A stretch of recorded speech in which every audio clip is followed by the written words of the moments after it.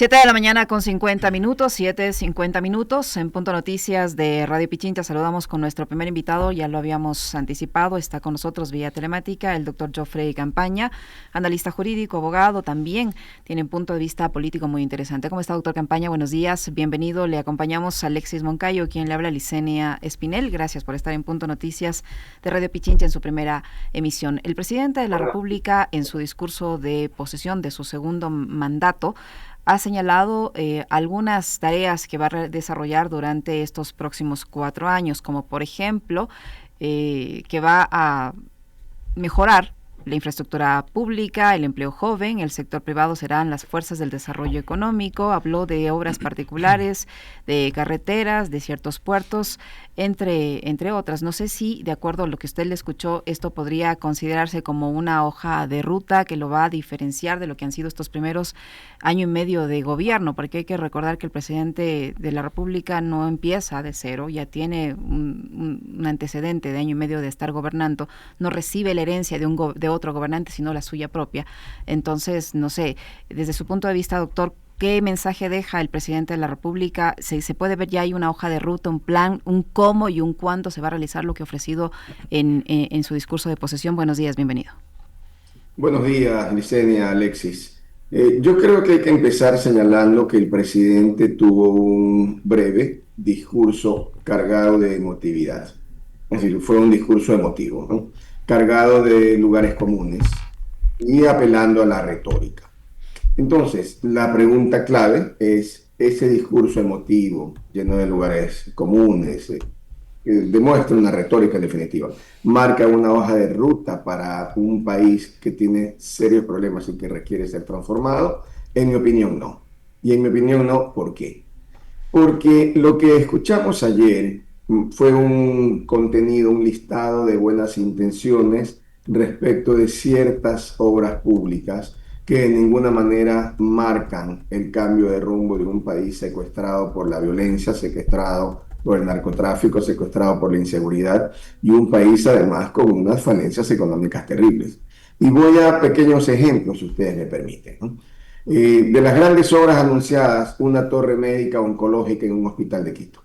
Caramba, tenemos Solca, por citar un ejemplo, que es un hospital especializado en cáncer. Pero al mismo tiempo tenemos Solca, a quien el gobierno le adeuda millones de dólares. Y tenemos una seguridad social en general a la que el gobierno le adeuda millones de dólares y que no funciona. Y tenemos todos los días muertos como consecuencia del no pago a las compañías dializadoras. Entonces, en un escenario en que la salud ha sido desatendida, creo que como hace muchos años no pasaba, el anuncio de una torre oncológica pues es irrelevante o intrascendente. Y así podemos citar una serie de propuestas, pero que no tienen en cuenta algo fundamental, sobre lo cual el presidente guardó un silencio inexplicable desde mi punto de vista. ¿Cómo puede hablarse de inversión extranjera, por ejemplo, o de alianzas público-privadas para inversión, o de devolverles a los niños la escolaridad, cuando no se toca el tema institucional más importante del país, que es el sector justicia? ¿Quién invierte en Ecuador cuando sabemos que tenemos un sistema judicial ineficiente y en mucho corrompido? ¿Quién invierte? ¿Cómo se mantiene la permanencia de los niños en las escuelas y se evita que sean cooptados por el narcotráfico? ¿Cómo? Con un conjunto de intenciones diciendo se acabó el viejo país y vamos al nuevo Ecuador que lo construimos entre todos. Sí, muy bien, esa frase bonita, rimbombante, eso transforma una realidad lacerante, que es la realidad lacerante de la pobreza en el Ecuador. ¿Qué dijo, por ejemplo, el presidente sobre la reconstrucción del tejido social destruido en el Ecuador? Nada. ¿Qué dijo el presidente sobre la transformación necesaria en la educación? Nada. En el fondo, ¿qué dijo sobre la transformación del sector salud? Nada. Y en el fondo, ¿qué dijo sobre la transformación de la seguridad personal? Nada. Entonces, claro, en un discurso retórico, insisto, en el que para dar una apariencia de intelectualidad cita una frase en alemán y que además cita a un autor que no es el autor de la frase. Pero claro, ¿cuál es el mensaje que envía? Caramba, tenemos un hombre culto, tenemos un estadista superior que habla en alemán a este pueblo que casi difícilmente habla el español. Entonces, quienes redactaron el mensaje presidencial, que evidentemente no es un mensaje redactado por el presidente, ¿no? Quienes redactaron quisieron es simplemente un posicionamiento y trataron de, a través de la emotividad y de una supuesta erudición, construir una figura del presidente absolutamente distinta a la que nos tenía acostumbrados. Ujú. ¿Cómo está, doctor? Un gusto saludarle, como siempre. Bueno, o sea, digo, la sorpresa ahora es que el presidente sabe leer mejor el teleprompter, ¿no? Creo que eso sí hay que reconocerle la virtud de aprender a leer en este año y medio que ha estado, que sabe usar mejor el teleprompter. Desgraciadamente, Alexis, desgraciadamente, es evidente que tenemos un presidente con una dificultad enorme para articular pensamiento y que ese pensamiento se ha transmitido directamente. Porque, perdóneme, pero usted toma a un niño de 10 años, le enseña a recitar leyendo en un teleprompter un discurso, le enseña las entonaciones y eso no convierte al niño de 10 años en un niño brillante ni inteligente ni con un pensamiento crítico, ni con capacidad para analizar lo que está diciendo. Entonces, a mí me parece que ayer ciertamente el presidente ensayó con un teleprompter, ensayó cómo mantener la respiración para hacer largas frases, y en eso me recuerda mucho a los discursos típicos de Jaime Nebot, porque yo ayer escuchaba al presidente Noboa y recordaba a Nebot, cuando Nebot daba sus discursos en los aniversarios, fundaciones, etcétera, de la ciudad. Ujú, Entonces, el discurso era cargado de frases largas ujú. en una forma muy rápida y continuada, con la diferencia, claro está, de que Nebot no leía pues, los discursos. Entonces, tener un presidente que hoy día es ovacionado, grandes titulares en los medios, Noboa el orador, ayer en unos programas de televisión, calificación del discurso 11/10. Decían, por ejemplo, el Ecuador hoy día está lleno de esperanza, el Ecuador, el presidente transmitió esperanza. Caramba, yo digo hoy día los niños que no tienen que comer en los barrios Ujú. marginales, quisiera yo saber si tienen esperanza. Ahora, La doctor, gente, doctor, quizás lo más importante y para analizar sobre más que sobre el discurso, es lo que se viene, ¿no? El arranque de estos 4 años. Es probablemente lo que no se dijo en el discurso. Y yo mencionaba hace un momento que hay, digamos, gestos y hechos bastante simbólicos del día sábado que podrían darnos muestra de, digamos, lo que podría venirse. Y Noboa ha sido, de hecho, un presidente que, como él mismo dijo, ¿no? Alguna vez, yo hablo poco, pero hago mucho. Y la verdad es que sí, pues, en sus discursos anteriores, él no anunció que iba a subir el IVA, por ejemplo, pero subió nomás, pues. Entonces, ahora tampoco ha dicho mayor cosa sobre cuál va a ser, por ejemplo, la hoja de ruta en el manejo económico del país, ¿no? Pero veamos qué pasa, porque ya se está hablando mucho de una reforma tributaria que además sería una de las condiciones del Fondo Monetario Internacional como para seguir entregando deuda al país. Y lo otro, ¿no? Ese gesto de juramentar sin poner su mano sobre la Constitución, cuando nos ha venido diciendo el gobierno a través de voceros como de la Gasca que vamos a ir hacia un proceso constituyente. bueno, lo primero, Alexis, es que no creo que ayer se marcó una hoja de ruta. Y me parece, desgraciadamente, que no se marcó una hoja de ruta porque no existe una hoja de ruta. No existe una hoja de ruta.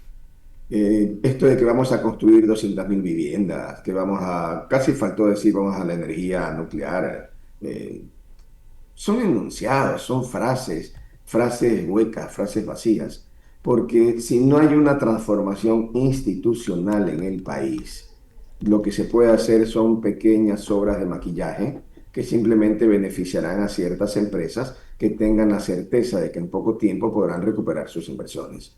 Pensar en inversiones a largo plazo en el Ecuador, hoy por hoy, es muy difícil. Y entre otras cosas porque no hay una hoja de ruta, porque el país que piensa, no el país que alaba, el país que piensa no sabe por dónde va el gobierno ecuatoriano. No sabe, por ejemplo, si el proyecto económico urgente enviado hace pocos días es un proyecto que realmente busca implementar un régimen de terror al interior o si el objetivo de ese proyecto es tumbar a la Corte Constitucional. Entonces digo esto es porque hay una incertidumbre absoluta 200.000 viviendas que se ofrecen en 4 años, 50.000 por año, casi imposible de realizar. Eso pues no es una hoja de ruta de un gobierno. Entonces, en línea con esto, Ujú. hay las cosas importantes y las cosas importantes no se dijeron. Y entre las cosas importantes que la tradición ecuatoriana obligaba a hacer justamente está el juramentar. Nosotros somos un país en cierto modo tradicionalista y ese país tradicionalista justamente sigue tradiciones y las tradiciones entre otras son que un mandatario jura cumplir la Constitución. Ahora, ¿por qué no lo hizo el presidente Noboa? Yo tengo una lectura muy clara. Creo porque no tiene la frontalidad y la fortaleza para jurar lo que sabe que no va a cumplir. Y sabe que no va a cumplir porque su año y medio de gobierno fue una oda a la violación constitucional y al Estado de Derecho. Ujú. Porque en el fondo, Alexis, desprecian la ley, desprecian el Estado de Derecho. ¿Por qué? Porque el Estado de Derecho concebido en la Constitución actual es un freno a las arbitrariedades del poder. Y cuando la esencia de un gobierno es la arbitrariedad, la Constitución es una camisa de fuerza que hay que destruir. Y eso es lo que, en mi opinión, explica que el presidente ni siquiera juró defender esta Constitución, Ujú. porque es una Constitución que les estorba. Entonces, en esa línea me parece que el Ecuador queda huérfano de ideas Ujú. reales, concretas. El Ecuador no sabe a dónde vamos y el Ecuador seguirá mirando en los próximos meses probablemente baños de sangre terribles. Hay ciudades como Daule que están prácticamente abandonadas ya. Hay otras ciudades con complicaciones enormes, Puerto Bolívar, Machala, El Guabo, Santa Rosa, Guayaquil mismo. Ujú. Y entonces esto no se resuelve diciendo que se van a hacer 4 carriles en un tramo de Buena Fe y algún otro sector. Es decir, a mí me parece hasta vergonzoso que en un discurso presidencial se anuncie una carretera unos cuantos kilómetros a 4 kilómetros, ampliar a 4 carriles. Ujú. Caramba, uno esperaría, dado que van a hablar de carreteras, anuncien una transformación total del sistema vial ecuatoriano que va a costar X y que se va a lograr de tal manera. Nada de eso, Alexis, desgraciadamente, por eso me parece que tuvimos un discurso bastante hueco, que no nos marca el rumbo. Ahora, doctor Campaña, por lo que resumo de lo que usted acaba de su primer análisis, no hay cambio en lo que ha pasado en este año y medio para los 4 años que se nos vienen. ¿Qué le espera al país entonces? ¿Seguimos con los mismos resultados o peores resultados en materia económica, en materia de seguridad? ¿Y qué pasa si esos resultados, como pasa ahora, como está ocurriendo ahora lamentablemente, son asumidos con normalidad, pese a a lo grave que significan los resultados, fundamentalmente en materia económica y de seguridad? ¿Qué pasa con ese país que usted dice que piensa frente al país que alaba? ¿Cuál de esos países es más grande y qué tan peligroso es que uno de ellos asuma todos estos resultados con absoluta normalidad? El país sigue como un barco a la deriva, un barco a la deriva, sin norte, que está en aguas turbulentas, en que cada día la delincuencia crece más, cada día tenemos más muertos, y los muertos, desgraciadamente, en un país que yo desgraciadamente tengo que decirlo, siento que los ecuatorianos hemos encallecido nuestras almas ante el dolor y hemos normalizado la violencia, entonces ya los muertos son un número más. Cuando un país normaliza la violencia y encallece su alma, está dispuesto a tolerar y aceptar todo. Entonces, ¿qué es lo que le espera a ese país? De una parte, la migración, gente que saldrá a buscar mejores días en otro sitio, Ujú. de otra parte, un conformismo, y de otra parte, lo que puede ser gravísimo para la sociedad ecuatoriana, y es simplemente sentir que si el crimen organizado es el ganador de la pelea, pues lo que hay que hacer para muchos será unirse a ese crimen organizado. Yo no soy optimista con lo que le espera al Ecuador, desgraciadamente.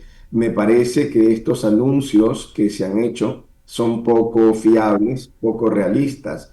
Entonces creo que la situación gravísima económica va a irse complicando cada vez más. Me parece que si el proyecto de ley económica urgente se llegara a aprobar, será una declaración de guerra al narcotráfico internacional con una escalada posible de violencia que no la hemos tenido nunca en el Ecuador. Y creo desgraciadamente que vamos a enfrentar meses, si no años, extremadamente difíciles y con un gobierno que está pensando en superficialidades. Porque si un gobierno no piensa en la estructura real del país para modificarla estructuralmente, estamos con un gobierno de maquillajes. Y Ujú. creo que un gobierno de maquillajes le va a hacer un daño enorme a este país. ¿En qué afecta esta ley que están tratando ahora mismo en la Asamblea Nacional, esta ley contra las economías criminales, doctor Campaña, al narcotráfico internacional? ¿De qué manera afecta directamente a impedir o ataca esta financiación de las economías criminales? Si la ley se aprobara tal como está concebida, ciertamente podrán establecerse incautaciones que pueden ser incluso del tamaño de incautar bancos. Es decir, pudiéramos llegar a esos extremos. Y si esas incautaciones, de una parte, muertes porque hay licencia para matar, eso va a generar una reacción. A la acción gubernamental tenemos que esperar una reacción, que no es la reacción ni de los lobos, ni los tiguerones, ni los latinquín, es reacción de los grandes carteles mexicanos. Y me parece que desgraciadamente estamos a las puertas de vivir lo que fue la Medellín de los 80 y el México de hoy, inclusive, en el que hay muchas zonas que son del narco y en los cuales el gobierno es de los narcos, en que las instituciones son las instituciones dominadas por los narcos. Entonces creo que el Ecuador está en un límite en el que si no se hacen cambios que necesitan de la participación de toda la clase política del Ecuador, si esto no se logra y si se sigue hablando de marginar a un porcentaje importantísimo de la población que votó por el correísmo y simplemente se pretende hacer desde ADN la transformación, van a un fracaso enorme y van a someter a la sociedad ecuatoriana a unos riesgos nunca vividos. Por tanto, ¿qué es lo que creo que corresponde? Corresponde gobernar para todos y con todos. Eso implica un enorme acuerdo nacional. Y ese acuerdo nacional debe ir despojado de aquellas cosas que, siendo importantes para algunos grupos políticos, no son las trascendentales para el Ecuador. ¿Qué quiero decir con esto? Es fundamental que en el Ecuador ADN se siente con el correísmo, se siente con Pachacuti y se siente con las otras representaciones políticas del Ecuador para establecer una salida nacional. Y ese acuerdo nacional debe prescindir de los temas tipo Glass u otros. Es decir, los acuerdos nacionales no pueden depender de la libertad de Jorge Glass. Entiendo que eso para el correísmo es fundamental y está bien, pero hay que canalizar esas aspiraciones a través de los mecanismos institucionales. No puede ser que el Ecuador tenga que frenarse en un momento dado porque estos aspectos minúsculos desde el punto de vista nacional, importantes en lo personal, pero minúsculos desde lo nacional, interfieran o frenen un gran acuerdo. Si ese gran acuerdo en el Ecuador no se presenta, desgraciadamente creo que vamos a tener años de una turbulencia nunca vivida. Y esas conversaciones y esos acuerdos, doctor, digamos, ¿qué grandes temas nacionales deberían abordar? Le pregunto esto ¿por qué? Porque si bien usted menciona algunos que probablemente deben estar en la lista de prioridades que tiene la Revolución Ciudadana, usted los ha mencionado, yo no los voy a mencionar de vuelta. Hay otros que están en la agenda nacional, ¿no? Que es, por ejemplo, la elección de nueva fiscal, la elección de nuevas autoridades electorales, entre otras cosas que tiene pendiente el Consejo de Participación Ciudadana, que tiene una deuda enorme con el país. Y sobre eso, por ejemplo, ¿podría conversarse políticamente? Yo no le veo a Noboa con mucho ánimo de abrirse, de ampliar el diálogo. Más allá de que, fíjese usted, ha echado mano de algunos cuadros en su momento del correísmo para formar o integrar parte de su gobierno. Pero no sé si esté con ese ánimo. Uno de los grandes temas, tal vez el más importante que requiere el Ecuador, es el de la administración de justicia, incluyendo jueces, incluyendo fiscalías. Ese es un tema medular para el Ecuador. No podemos aceptar un sistema judicial obediente al Ejecutivo u obediente a cualquier otra fuerza política. Ese es un acuerdo nacional. Y el gran acuerdo nacional debe ser una justicia independiente e imparcial. Y esto es una garantía para la supervivencia de todos. Porque si el sistema sigue funcionando como funciona hasta ahora, tendremos que en pocos años los perseguidos serán el presidente Noboa y sus ministros. Y seguiremos y en 20 años los perseguidos serán los siguientes gobernantes. Entonces, un gran acuerdo nacional debe ser nunca más el gobierno ni los legisladores metiendo las manos en la justicia. Ese es un gran acuerdo. Y ese acuerdo debe permitir, mañana o pasado, si tenemos una justicia absolutamente imparcial, muy bien, los temas Glass y otros que pueden ser de interés, que sean resueltos por una justicia imparcial. Eso es fundamental para el país. Uno. Un segundo tema fundamental para el país. ¿Qué hacemos en temas de seguridad? El combate al narcotráfico. Necesitamos que todos nos pongamos de acuerdo si queremos un baño de sangre o cómo resolvemos este problema. Ahí están dos temas fundamentales sobre los cuales no cabe que una línea política imponga. Y el tercer gran tema, a mi juicio fundamental, importantísimo, es cómo logramos rescatar a las próximas generaciones del Ecuador, tanto de la desnutrición infantil cuanto de las garras del narcotráfico. Es decir, ¿cómo hacemos para que hoy las criaturas que recién nacen, 1 año, 2 años, etcétera, y los chicos de 7, 8 o 10 años no sean tomados por las bandas delictivas? ¿Cómo nos ponemos todos en el Ecuador de acuerdo? ¿Cómo diseñamos políticas, mecanismos, estrategias y acciones para impedir seguir perdiendo a generaciones completas? Entonces, si no hay esos acuerdos, seguiremos en lo mismo por mucho tiempo. En su opinión, doctor Campaña, el presidente de la República al parecer va a tener una mejor relación con su vicepresidenta, con la señora María José Pinto, a diferencia de lo que ocurrió con la señora Abad, y le ha asignado funciones que tienen que ver con el área social. ¿Qué posibilidades tiene ella de trabajar en conjunto y de que sus acciones redunden en el beneficio para el país? ¿Y qué opinar respecto a este cambio de actitud que ha tenido el presidente si lo comparamos con Abad? Yo creo que la señora vicepresidenta, por sus antecedentes, viene de una familia de empresarios. Yo espero que tenga lo mejor de lo que representa eso. ¿En qué sentido? Eficiencia en gestión. Pero al mismo tiempo espero que deje de lado lo malo que muchas veces tiene esa herencia, que es privilegiar el dinero por sobre lo social, por sobre lo humano, por sobre la dignidad. Entonces creo que si la señora vicepresidenta, que además creo es bien intencionada, no hay motivos para dudarlo, podría hacer una gran gestión en la medida en que tenga el dinero para hacer esa gran gestión. Pero si no podemos pagar a las dializadoras, no veo cómo puede hacer una transformación profunda sin cambios profundos en la estructura financiera del Estado.